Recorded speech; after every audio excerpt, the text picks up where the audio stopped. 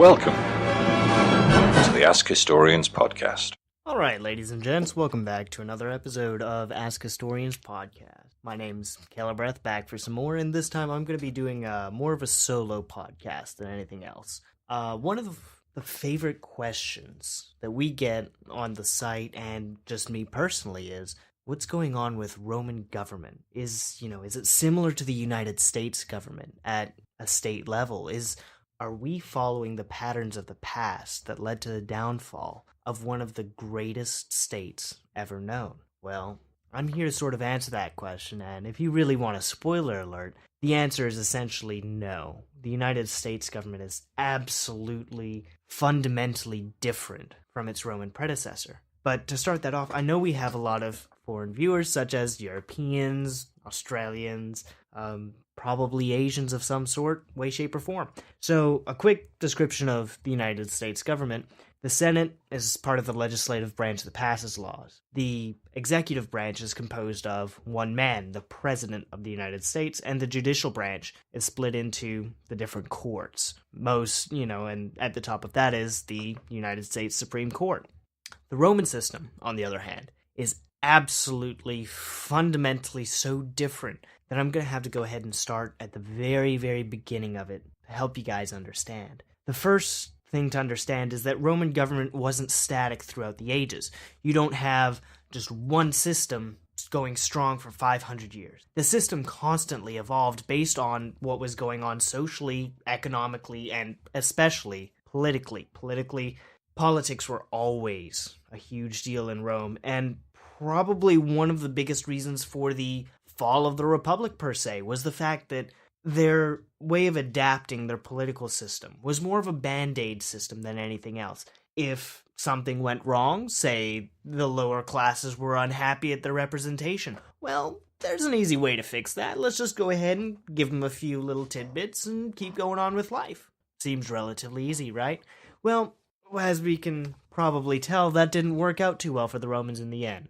But let's go back to the very beginning. In the beginning of Rome's history, Rome was not a republic. It was ruled by a king, but not necessarily the kind of person that we would consider to be a king. Rome was ruled by men who we can just call the Rex. It translates to king, but in the Roman system, it was more of a war leader, a war hero, sort of the head of a war band. And he would lead his troops into battle. He would be the head of, the Roman religious system. He would be the head of the political system. And he appointed people he wanted. However, these kings, well, they were not necessarily as kings as you might think. In 509 BCE, the kings were overthrown. The last king, a man named Tarquinius, was assassinated by the Senate, who he'd managed to piss off.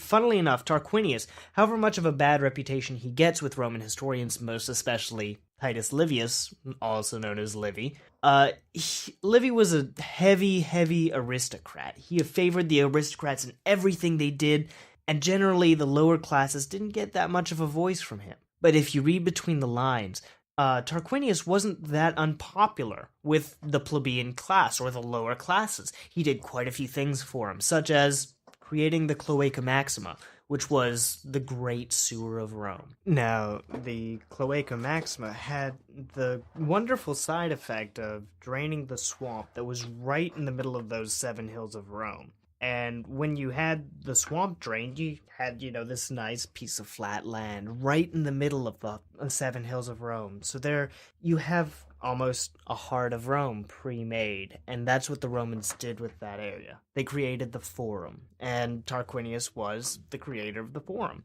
So when you see Livy just bashing him straight up in his monologue, well, it probably wasn't quite as bad as he made it out to be. But what the kings of Rome had done was they'd appointed 100 families, the richest 100 families in the area, to be an advisory council of sorts. And these 100 families became known as the patrician class, those original 100 families of Rome, those men who were supposedly greater than everyone below them.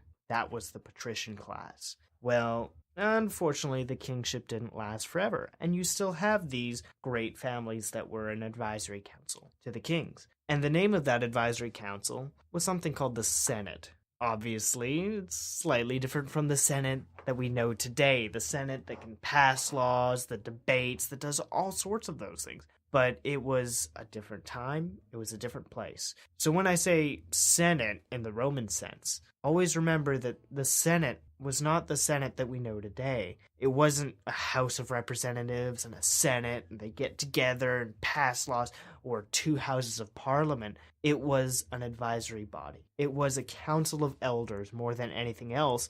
And while it did have quite a bit of power, it wasn't the ultimate power of Rome.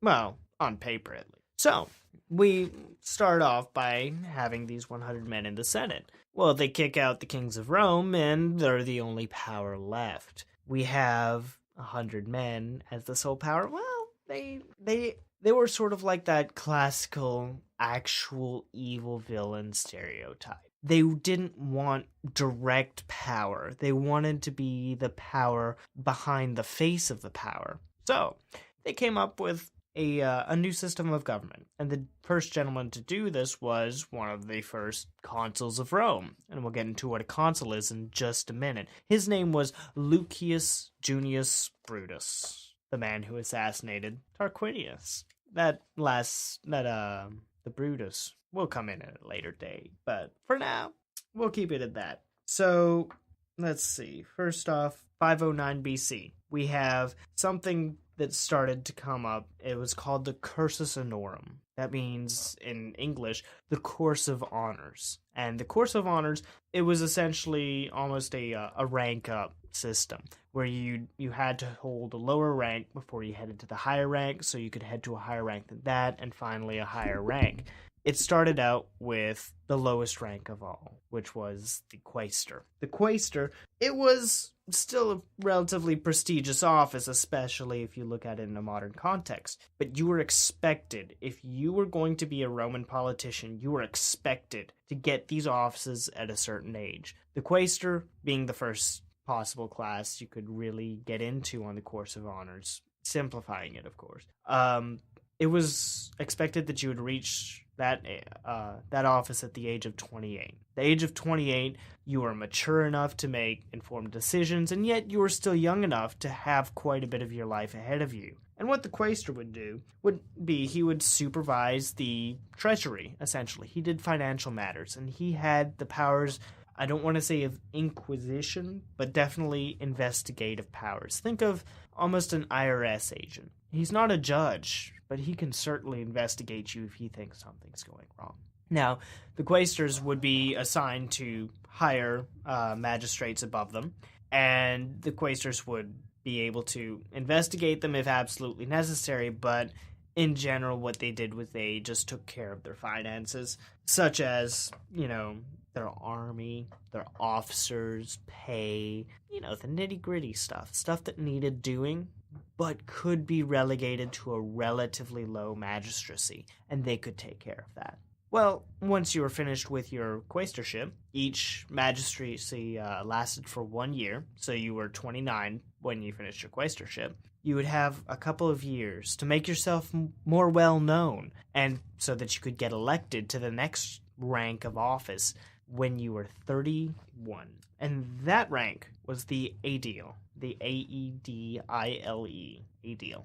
And what the aediles would do they were slightly more complicated. They had charge of the upkeep of the city, taking care of the sewers, the public drainage, the upkeep of the city, making sure the roads were functioning and not full of potholes, making sure fires weren't everywhere, making sure buildings weren't falling down. They were able to, have a fire brigade, essentially. They were also in charge of festivals. Festivals, they were a really, really huge deal to ancient Rome. And the reason for that was because the Romans, first of all, the plebeians needed a distraction from their life. They had a relatively tough time of it. But unfortunately, the Romans didn't really care. But they needed to keep them placid. And the best way to keep them placid was to give them entertainment. And, of course, the aediles were in charge of that. What they would do would be they would sponsor these huge festivals. And say your name was, oh, I don't know, Gaius Julius Caesar. You would sponsor a huge festival with, magnificent games, gladiators, chariot races were huge, boxing matches, wrestling, you name it, these huge games. And what you would say, oh, yeah, these wonderful games are all for you, all for free, and sponsored by Gaius Julius Caesar. What's up, guys? You should probably vote for him at the next election. Sound familiar? Well, they're politicians. Politicians do what politicians do. It's one of those things that doesn't really change over time, does it? But the aediles would be in charge of all these festivals. And the festivals weren't just to keep people happy. They were of huge religious importance. You had festivals all throughout the year just based off of religion. And the Romans used that as a method of worship. Hell, there was one where naked boys would run around with goat skin tied around their heads and they'd whip all the women. Apparently it would make them more fertile. That's just their view. Take it as you will, but if you run down the street without any clothes, I didn't tell you to do it. So, we had the aediles and the quaestors. And the quaestors and aediles, well, they were, decent-sized magistrates. The quaestors, you'd have one each for each person who had Imperium. I'll get into that concept later. And they would take care of the person who had Imperium. The aediles, there were only, I believe, 4 of them. And they were only in the city of Rome. They really didn't go outside the city of Rome quite so much, especially not at the beginning.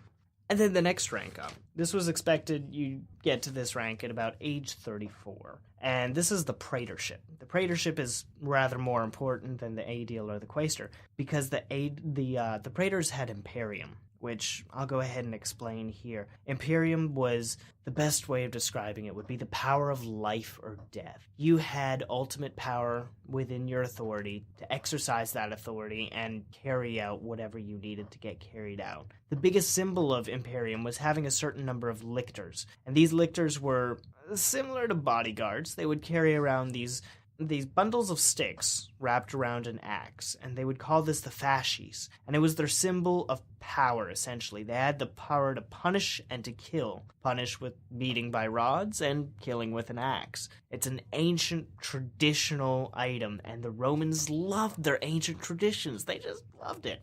And they couldn't really, they didn't like moving past those traditions. So when a tradition became, something that was done over time, that tradition had the force of law behind it. If you hear something talking about Roman law and how Roman law worked, oftentimes it's not codified law so much as it is long-standing tradition. So often you see things, especially in the late Republic, things aren't quite illegal, but they're not exactly legal either. There's a bit of a gray area there, and oftentimes when those gray areas were, breached, the Romans would go ahead and patch it real fast with the law that would make something illegal. Sounds sort of familiar to something that's happened in the United States, actually. For all my United States listeners, Franklin Roosevelt broke a very long-standing tradition. Ooh, a very long-standing tradition from George Washington himself. You were not a president for more than 2 terms. Everyone else who before him had tried and failed to be elected to a 3rd time, FDR got elected to 4 terms. After that, an amendment was passed to the Constitution, ratified 2 terms for a president only. No more. You could be less than that, though. So anyway, these praetors had Imperium, power of life and death. I like to refer to them as consul light. They weren't quite consuls, but they had a good bit of authority. They were judges, big-time judges. That was their big power, was judicial authority. They weren't the final judicial authority, and they weren't even the really semi-final judicial authority. They were an authority, but not the authority. Other than that, if the Roman consul was away, which was really, really, really often, considering how often Rome was at war with someone or another, or others in general, they would have control over the city. They would have Imperium over the city. And that was a pretty big deal. So these praetors, often as not, they were in control of the city because the consuls were always away. So this praetorship, age 34.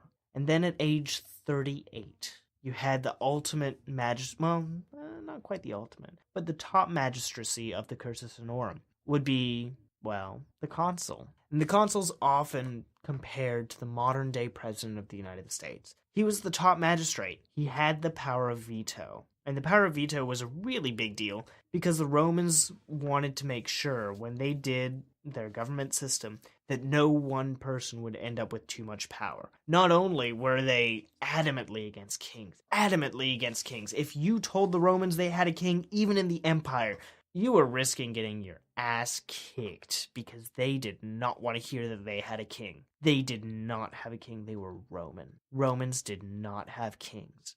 And of course, Lucius Junius Brutus, at the end of the in 509 BC, he swore a solemn oath, which other generals promptly followed. Never again would Rome be ruled by a king. And so they set up these checks and balances. First of all, there were always two consuls. No matter what, there were always two consuls. If a consul died in battle, guess what? Another consul would get elected to fill his place. No big deal, but there was always going to be that second consul to be able to limit the first. The consuls had power of veto over each other. So if consul, say, proposed a law and the other consul didn't like it, well, that law was going nowhere. If there was something going on and one consul didn't like it, it was going nowhere. So needless to say, both consuls had to agree to do something. And then, oftentimes, the consuls couldn't agree on anything. So therefore, nothing happened. There was actually a famous story of that. Was between Crassus and Pompey in the late Republic era. And they're recorded as,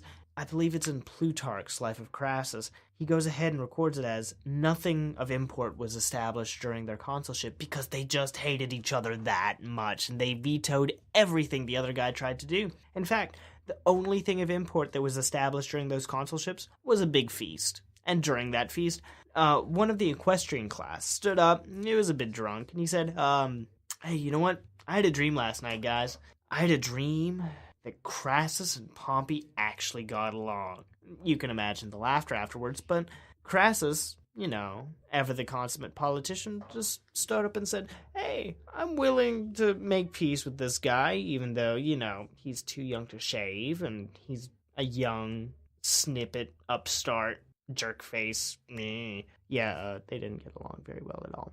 So, well, you have the consuls. They could veto each other, but their primary purpose, the greatest purpose of all, and the Romans, of course, emphasized this purpose because they were an extremely warlike people. Their greatest purpose was to lead the armies of Rome. And leading the armies of Rome was a pretty big deal, especially when you consider the number of men under one consul's command. He had not only two legions generally. A good, quick estimate of each legion is 5,000 men. So you'd have 10,000 men just straight up. And then the Romans complemented their legions with their auxilia. Their auxilia were extra men, essentially, the allies of Rome that sent men to augment Rome's armies. Rome's legions were always the core of her armies, but without the auxilia, Rome's legions would not have been half as strong. The auxilia were an equal number of men as were in the actual legion. So if you have 10,000 legionaries, that's about 10,000 auxilia, just as a general rule. Sometimes there were more, sometimes there were less, but generally it was 50-50. So what else did the consuls actually do? Well, they were the chief magistrate, and of course by this time they were in the Senate. I'll talk about the Senate a little bit later. But they were the chief of the Senate. So if the Senate proposed something, the consuls would be the ones who took that under consideration and presented it to the people. And the people would vote on this law, and the law would either be passed or not passed based on what the people wanted. It sounds on paper like probably the most democratic system there is. A system of government in which the people have absolute power because the people are the ultimate authority. Well, yes and no at the same time. While, the Senate would often propose laws, they would propose them through the consul. The consul would propose them to the people. And the people would meet in a meeting called the Comitia Centuriata, which was the Century Assembly. And the Century Assembly would meet, and they'd all get together, and they would vote, and they wouldn't be able to debate this topic anymore when they met. When they met, it was either a yes or a no. No other answers. So, how did the Comitia Centuriata actually work? Exactly. Because I say that, and you're sort of just nodding your head and saying, okay, Celebreth, I have no idea what you're talking about, but sure thing. Well, let's look at how it worked. The Century Assembly, first and foremost, it was made up of centuries. And when I say centuries, always remember that in Roman terms, a century almost never meant 100 men. A century was a military unit, a military subunit. And the way this Comitia Centuriata was fashioned was after the style of the Roman legions. And with the Roman legions, well, obviously they use centuries as a military unit. So there you go. We have absolutely no idea if the centuries of the Century Assembly were actually ever 100 men. But the name stuck, and as I said earlier, Romans loved their traditions. Hands down, one of the most traditional societies you'll ever find. And the way it worked was they had 193 centuries, and each century was divided up by wealth. At the very, very, very top, you had 18 different centuries that were known as the equestrians, or the cavalry. These aren't the equestrians of the later Republic, but in the early Republic, they just used that term to denote those who had enough wealth to be a part of the cavalry. And the cavalry, obviously, was a pretty big deal to the Romans, because only the wealthy could afford those horses and afford to upkeep of those horses. So it just seems logical, that they've got so much invested in this Roman Republic. They probably ought to have a bit more voice. So they were organized into 18 centuries at the very, very top of the assembly. And then right below them was a sort of the first tier. It was men who'd had their property valued by the censor during a census at 100,000 asses. An ass in this time period was a bronze coin, not butts or donkeys. It was a bronze coin. So if they valued you at about 100,000 asses, you would be required to have a certain amount of equipment that you could bring into battle. But you were also part of this first tier. And this first tier was 80 centuries strong. So let's do the math here. There's 193 centuries. 98 of them were at the very top, in the first tier or the extra equestrian tier. How fair does that sound to you? So we, on paper I said, it's probably one of the most fair societies. But in practice, these wealthy people have absolute control of the vote. They would meet together on the Campus Martius, the plain of Mars, and the wealthy would cast their votes first. So you'd have the wealthiest, tribes all casting their vote first. And when these centuries that had cast their vote, they voted per century. So if you got, say, 51% of the vote in your century, boom, your century voted yes. Very similar to an electoral college style process. It doesn't matter how many people there are in a century. If over half the century votes for something, your century says yes. And vice versa. If over half your century votes against it, you vote no. Each century counts for one vote. It's a very, very, very simple, almost deceptively simple format. So we have 98 centuries in the top tiers.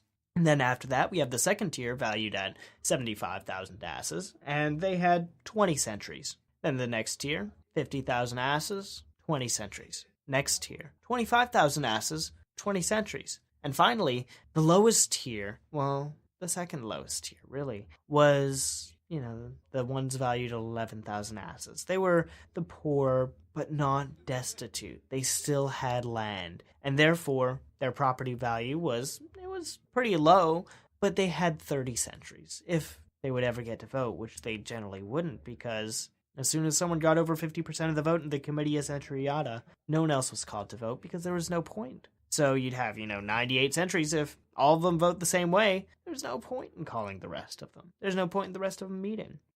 But possibly the most disenfranchised of these people were the Capiticense, the head count of Rome. And what they were was essentially the destitute masses of Rome. They didn't have property. They barely got by. And they certainly didn't have enough to be in the legions, especially in the early days. So they really didn't count. They were all shoved together in one century. No matter, whether there were 100,000 of them or 500,000 of them. They were all shoved together in one century. And you can imagine exactly how much influence that century had. Next to none. Obviously, the Roman system, at least with the Comitia Centuriata, was extraordinarily biased towards the wealthy. And, the wealthy had more of a stake in the Republic. So, was it fair? Possibly. But I'm not going to make judgments on it, because my job is to study it, not to judge it. So, what else did the Comitia Centuriata do besides, be extraordinarily unfair? Well, oops, there's the judgment. My bad. So pretty much what they did was they elected the top magistrates. They elected the praetors, the consuls, and the censors. The censors, I've mentioned them a couple times. They were the most respected magistracy in the Roman Republic. They wouldn't only do the census, which was a huge, huge deal to the Romans, but just getting that position, that showed that you were extraordinarily mature, you were considered to be a wise man by the Romans, and you were able to take care of this census. You were able to do this extraordinarily important duty to the Romans. And remember, the census, it wasn't just counting people, it was counting their wealth, figuring out who was where in the entire system. And, your class was really, really, really important to the Romans. That censor could be, the difference between you being an equestrian and you being part of the upper class or second class, even worse. So that's a pretty big deal, and they were extraordinarily honored, especially considered to this, compared to the census takers today. The committee would also, or the Century Assembly rather, would also vote on bills that were put forth by the consul. The consul, it's a bit complicated in almost a comical way here, because the consul would put forth bills, but the person who was, suggesting the bills would be the Senate. The Senate would suggest, I put air quotes around that, bills to the consul. And the consul could refuse to bring them before, the people. He could say, yeah, I don't like that law. Let's not pass that. But you've got to remember, after his term of office, this consul has to go back into the Senate. He's got to go ahead and, live with these people. He's got to work with them. And a term in the Senate was for life. So if he didn't go with what they said, they could punish him in a variety of ways, including probably one of the most extreme, kicking him out of the Senate. And that would be the censor's job. And getting kicked out of the Senate was a huge deal. It essentially relegated your family to shame and dishonor, and often, sometimes, obscurity, including in the case of Lucius Cornelius Sulla, who became, a huge name in the late Republic. But one of his ancestors was kicked out of the Senate for immorality. Well, immorality, air quotes again. Immorality was an interesting word for the Romans because it could mean almost anything. So, let's move on. We have, they did certain elections. They voted on bills. They voted on war and peace. They were the ultimate judge and jury and executioner, if you really want to put it that way. They were essentially the supreme court of the Romans. If a Roman citizen felt that he had been wronged, no matter what, he had that citizenship, and his citizenship gave him the right to always appeal his case to the people. So if he felt the magistrates in charge were wronging him, well, he could always appeal to the people, and the Comitia Centuriata would decide his fate, punish or let him go. It's a pretty decent system. I mean, of course, it's horrendously biased, because it also, A, depends on whether or not you're friends with the wealthy people, and B, well, it depends on how charismatic you are, because if you're not all that charismatic, you might as well be making your case to a rock.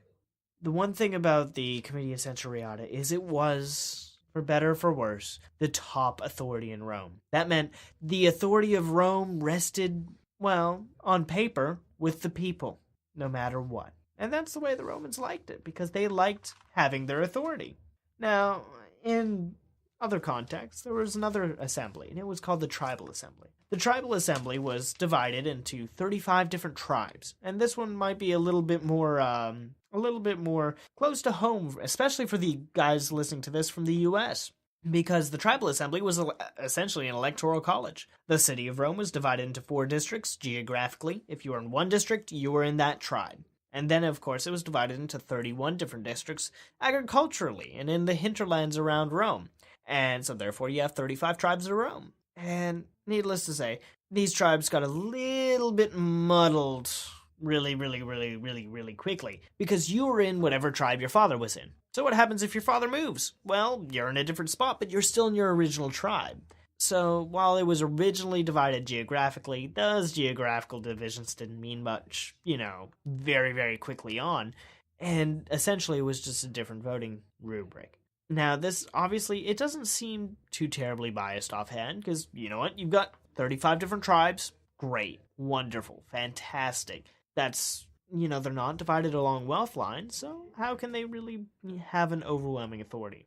Always remember, the vast majority of people living in Rome at any one time, they were the plebeian underclass almost. They lived in the city of Rome, and they didn't have property outside of it. So when they said 4 districts were divided in the city of Rome, that massive underclass, the tons of people who lived in Rome, they had 4 out of 35 votes. Yeah. The voting system was the same. Each tribe was told to vote. They'd put in rocks into a little jar. Yes, no, whichever jar had the more rocks. Hey, that vote was carried. It's a pretty good deal. At the beginning, there were no secret ballots as well, so they just raised their hands instead. Needless to say, that was very, very exposed to, I don't want to say bribery, but strong-arming. Strong-arming is a really good word. Because they would tell people, you don't vote for me, hey, we'll burn your place down. Hey. And of course, you've got to remember, if people live in the hinterlands, exactly how available are they going to be to, head back to Rome just at the drop of a hat for an election of all things? They've already spent a good amount of time away from home because of the military. They can't really afford to. Farmers, you guys know this. Your farm takes an incredible amount of work to keep up. If you don't keep up with that farm, it's going to just not do well at all. And you need that money because, well, you're not necessarily completely self-sufficient without it. So, who was able to travel to Rome to participate in the elections? The rich, who were able to hire other people to work their farms for them. And who wasn't able to travel to Rome? The people who had to work their farm on a daily basis. So there you can see another division between the rich and poor, which, while on paper doesn't seem quite as bad, in practice it was just as bad as the Comitia Centuriata. The poor never got a voice. Needless to say, the poor very, very, very quickly got tired of this. Well, let's backtrack a bit. Back to the tribal assembly for just a moment. The Comitia Tributa. And what they would do was they served as a court as well. A court of the people, by the people, for the people. And, of course, they elected certain magistrates. And these magistrates would be the lower magistrate. Not quite as important as the Comitia Centuriata, but they elected the Quaysturs and the aediles, and, of course, the unimportant ones. Well, I'm not going to get into this one here because Rome is really bloody complicated, but they also elected consular tribunes. If you just want, a quick TLDR of exactly what a consular tribune was, a consular tribune was a consul, but it was when Rome needed more than 2 consuls. In the opinion of the people, they would elect a consular tribune, and the tribune would go ahead and do his thing, or their thing, rather. And from there, well, the plebeians, they didn't like this hand they'd been dealt. Tarquinius hadn't been that bad of a person. And look at these patricians. They're just taking everything over and running everything amok. They don't like that all that much. So, the plebeians revolted. In 494 BCE, they established something known later on as the Secessio Plebis. And this was the secession of the plebs. Literally. It was essentially a mass strike. If you think of a strike now, nowadays, it's a bunch of workers who are refusing to work. This was the vast majority of the plebeians, just absolutely refusing to do anything that the patricians asked them to do until they got a say in the government, until they were able to have their own voice here. And, well, needless to say, the patricians panicked because the patricians, they're maybe the 1%, probably less than 1% of the people of Rome. They can't, go on this war that they've just started. They can't do anything without the plebeians. They rely on the plebeians way more than the plebeians rely on them. And when the plebeians retreated to the sacred mountain, the Mons Sacra, they just didn't know what to do. So they eventually had to send an embassy to the plebeians and ask the plebeians, on equal terms, what do you guys want? We'll work with you here, I promise. A bit of a change of pace from the whole, we're better than you. Let's lord it over you guys, yeah? Mm-hmm.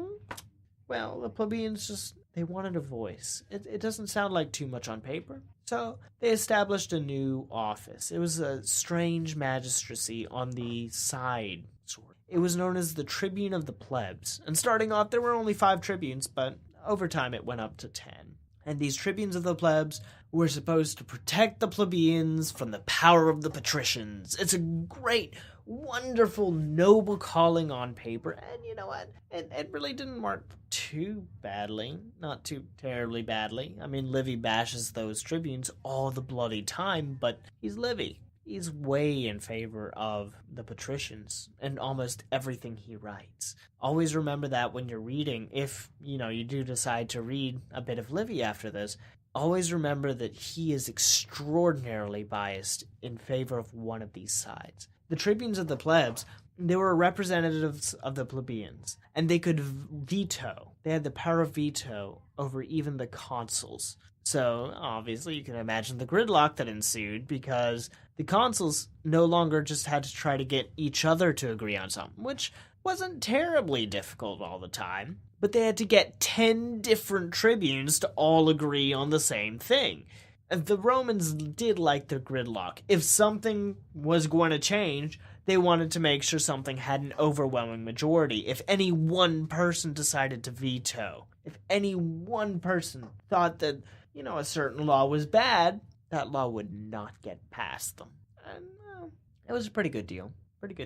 The tribunes of the plebs they would be elected by an assembly known as the plebeian assembly, or the concilium plebis, or concilium plebis rather. And what the concilium plebis was it was an assembly only for the plebeians. The patricians were not allowed to meet in this assembly, and we have records of them often sitting on the Senate steps just watching this assembly go on, just so they know what is going on.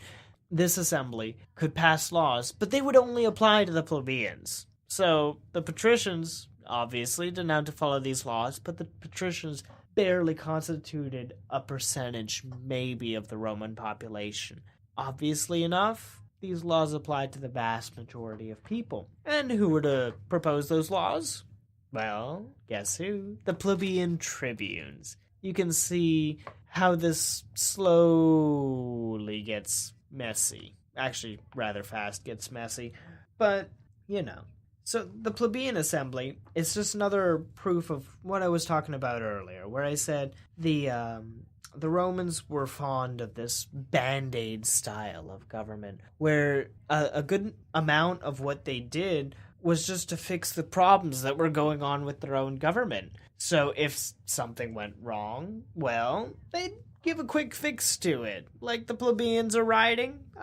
We'll give them what they want. It's no big deal. What could possibly go wrong? So over time, this city-state government, that's the best way to describe it. Many scholars have called it so. It sort of didn't really work with the fact that Rome had become a great empire. When Rome controlled the Mediterranean, they still had this patchwork of tradition and law and weird different councils all trying to work together and sort of stalling. Everything was trying to work independently, together. There were tons of people with high authority. But I'm getting ahead of myself here, as per always. We're going back to the 5th century again. And there's one institute. I said I would talk about this institute early on in this podcast, and, well, here I am. This is the Senate. And the Senate, well, it was probably the most permanent institute of Roman government. The most permanent institution, rather. It was constant. That's the greatest thing you can say about the Roman Senate is, no matter what happened, the Senate was always there. The Senate always had power. Even though they, on paper, didn't really all have any power at all, other than the power to appoint a dictator and punish throne and take care of finances and foreign affairs, such as diplomacy. And when Rome started expanding, they had the ability to appoint proconsuls. Well, they didn't really have any authority besides all that. No big deal. They were the Council of Elders that I mentioned earlier, and they were meant more of an advisory role to the Roman people. And the way you got to become a senator. You weren't elected. That's the funny thing. You just were not elected to become a senator. The only way you could become a senator is if the censor, or the censor rather, appoints you to becoming a senator. The censors would, they'd appoint you to becoming a senator if, A, you'd held a magistracy, or if they just really, really, really liked you. And, well, there weren't that many magistracies. Let's just put it that way. So oftentimes, over half the Senate would be made up of people who'd never held office because, they hadn't been elected at that certain age to become a magistrate. But the requirement to be a magistrate, it was a really helpful requirement because it forced these people to actually have experience before they went into this. And having that experience was absolutely invaluable to the Romans because those people could offer better advice. And I'll get into this in a different podcast, but this applies to the Roman values of dignitas and auctoritas, which are translated very easily to English, but very poorly to English, as dignity and authority.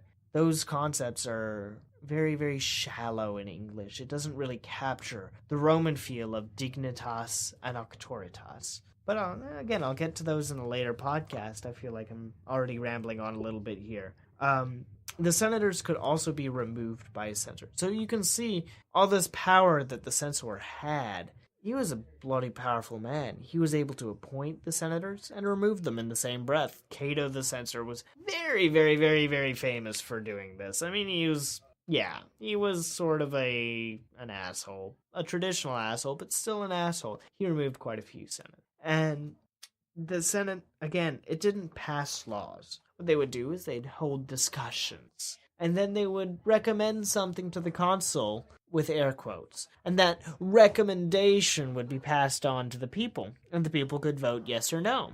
Again, all ultimate power resided with the people. At least the wealthiest of the people. And whatever those wealthiest wanted was what happened. Elections and votes were never guaranteed. You never knew exactly what the outcome of a vote was before it became an actual vote, which is something, interestingly enough, that's never really highlighted. Because oftentimes you hear of, the Senate proposes a law and it's passed. And many people in the modern day just take that to mean, the Senate passes laws. Well, that didn't always happen that way. The Senate also, again, as I mentioned, they dealt with diplomacy. They appointed diplomats and ambassadors if they wanted to send, word to people. Probably one of the most famous I can think of off the top of my head is the Senate sent Fabius Maximus over to a city in Africa, North Africa, called Carthago, or as we know it today, as Carthage. And that embassy was headed up by a gentleman known as Fabius, later known as Fabius Maximus. And the embassy said, essentially, it was before the Second Punic War, Hannibal had just taken over a city called Saguntum. And that city held an alliance with Rome, and Rome took its alliances very, very, very seriously. So this embassy stands before the Carthaginian Council of 104. And Fabius Maximus, being the spokesperson, has his toga, which is a great flowing garment, and it's really bloody annoying to walk around with. It's a Roman formal wear garment. They didn't wear them every day. But if a Roman was wearing his toga, he meant business. It was their official business suit, almost. And he folded up his toga, and he said, "In this fold of my toga, I hold both war and peace. Which would you have?" And the Carthaginian Council of 104 said, "It's up to you. We don't care. We have no opinion on the matter." And so he let this toga drop, and he says, "War it is then." And the Council of 104 got riled up by that, and they said, "All right, bring it the hell on. We've got you this time." I'm getting a little bit off track, but I do like telling my stories. When I say controlled finances, that was part of the Quaystur's job, remember? And every Quaystur that was elected went into the Senate. So they had a good knowledge of Rome herself and Rome's finances. And they were able to officially dole that out based on what was going on. It was their job to fund commissions, per se, which will become a problem in the late Republic. It was their job to fund consuls in military endeavors and to make sure their supply lines were clear. Again, this becomes a problem later on in the Republic when, say, the Senate doesn't really like this person or this consul, and they don't want to fund them. Well, that sounds sort of familiar to some of the things the Senate does today. Absolutely. If they don't like something, they just won't approve funding for it. And what happens to that something? Dies on the spot. Unfortunately, that's just the way politics goes, and politicians over the last 2,500 years, they remain the same.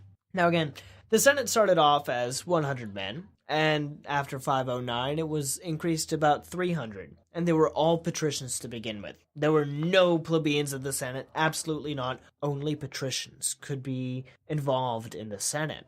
That didn't last too long either, but again, that's a completely different story. For now, I'm going to go ahead and close up this podcast by saying thank you so much for listening. I really appreciate it. If you like this podcast, please leave a review on iTunes. Let us know what you think. Even better, check out the Ask Historians discussion threads. They're a great resource. If you post in that discussion thread, I promise you, I'll come in and check you out. If you ask a question, I'll be happy to answer it. If you'd like to correct me, I would be more than happy for you to correct me. God knows I'm only human. I make mistakes. If you, of course, want to just leave compliments, suggestions for future podcasts, please feel free to go right ahead. But the best thing you can do for us is to go ahead and comment, rate, and subscribe on iTunes, because that lets us know if we're doing something right. And, well, we like trying to help you guys out. I appreciate you guys listening this far, and hope you enjoyed the show.